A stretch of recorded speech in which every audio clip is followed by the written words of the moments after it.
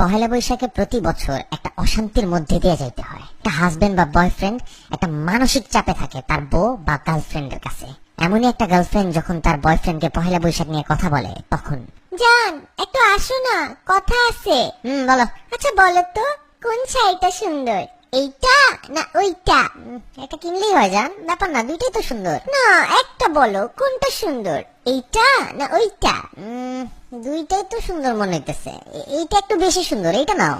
কিন্তু আমার তো ওইটা পছন্দ হয়েছে, ওইটা তোমার ভালো লাগে নাই? বাবু একটু কাজ করতেছি বাবু, সারাদিন কাজ করছি, এখনো কাজ করতেছি, আমার মাথায় তো কাজ নিয়ে একটা টেনশনের মধ্যে থাকে না, দেখতেছো না? তোমার যেটা ভালো লাগে সেটা নাও, জিজ্ঞেস করছো বলে দিছি। কিন্তু তুমি যেটা বলছো এটার তো দাম বেশি, আর আমি যেটা পছন্দ করতেছি এটা ওইটার থেকে একটু কম দাম। আরে বাবা যত দামি হোক নাও না বাবু, ভালো লাগলেই নাও, দাম দিয়ে কি, যেটা ভালো লাগে ওইটা নাও। বলো না কোনটা নিবো, এমন করো কেন? এই তোমার সমস্যাটা কি? দুই দিন আগে জিজ্ঞেস করলে দেশি মুরগি কিনবো না ফার্মের মুরগি, তোমার বললাম ভাই তুমি ফার্মের মুরগি কিনো, তুমি গিয়ে কিনে আনলা 4টা দেশি মুরগি 4টা ফার্মের মুরগি, ইচ্ছাটা তো তোমারই পূরণ হইলো তাই না? তারপর জিজ্ঞেস করলা লাল শাক কিনবো না পালং শাক কিনবো, ভয়ের চোটে কোনো কথাই বলি নাই, কিনে আনলা লাল শাক, যদি বলতাম পালং শাক তাহলে দুইটাই কিনে আনতা। আজকে আবার শুরু করলা শাড়ি নিয়ে, পাইছোটা কি আমার তুমি? ও মা, একটা শাড়ি কিনবো তোমার জন্য, সাজবো তোমার জন্য, একটু সুন্দর হবো, একটা পয়লা বৈশাখের একটা ফিলিংস আছে না, একটা ঝাঁকানাকা আছে না, সেটাও কি জিজ্ঞেস করলে দোষ? কথা তো একটা শাড়ি পর্যন্ত লিমিট থাকতেছে না। আমি কি তোমার কোনোদিন জিজ্ঞেসি জান কোন জিন্স পরবো, কালো না নীল?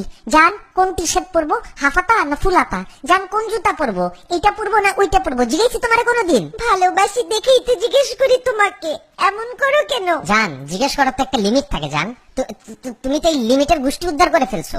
আমি তো ফোন কিনছিলাম কাজের জন্য, কিন্তু আমার মোবাইলটাকে তুমি একটা দোকান বানাই দিছো। কোনোদিন যদি আমার ফোন চেক করো মনে করবা অন্য মেয়েরা পিক পাঠাইছে, ওইটা নিয়েও একটা গ্যাঞ্জাম শুরু করবা, এটা কে পাঠাইছে, এটা কবে পাঠাইছে, না আমি তো পাঠাই নাই। এত পিক পাঠাইছো তোমার নিজেরও তো মনে থাকবে না কোন পিক তুমি দিছো।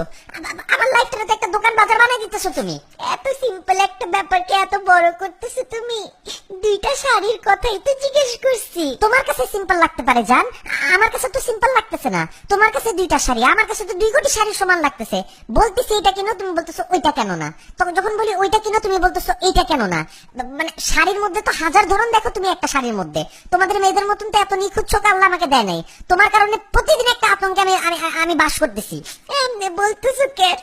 আমি কি এতই খারাপ? তোমার জন্যই তো সাজি, কিসের এত আতঙ্ক? কিসের আতঙ্ক মানে? পয়লা বৈশাখ কেবল যাইতেছে, আমি যদি আজকে পরকিয়া করতাম এত আতঙ্কে থাকতাম না যতটা তোমার প্রশ্নের আতঙ্কে থাকতো। আমার প্রত্যেক দিন একটা নতুন আতঙ্ক নিয়ে আসো। তোমার পায়ে পড়ি যান, তোমার যেই শাড়ি পছন্দ সেই শাড়ি কিনো, তুমি কলা পাতা পেঁচাও যদি পরো আমার কাছে ওইটাও সুন্দর লাগবে। দূর, একটা ফালতু তুমি, যাও তো, মুডটাই নষ্ট করে দিলা, অসভ্য কথাকার।